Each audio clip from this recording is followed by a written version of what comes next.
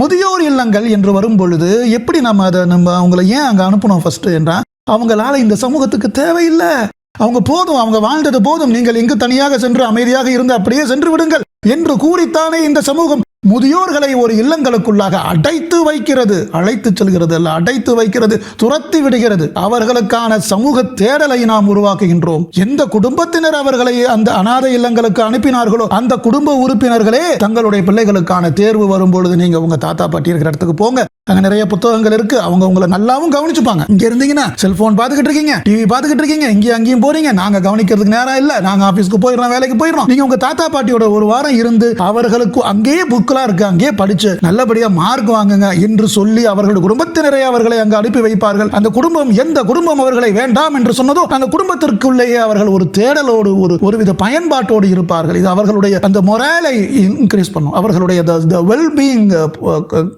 ஐடியாஸை increase பண்ணும். அவர்களுடைய wellbeing தான் ரொம்ப முக்கியம். வெல்பீயிங் இருக்கும் பொழுது தங்களுக்கு ஒரு தேவை உள்ளது இந்த சமூகத்தில் என்பதை அவர்கள் உணரும் பொழுது அந்த முதியோர்கள் நல்ல உடல்நலத்தோடு இருப்பார்கள்.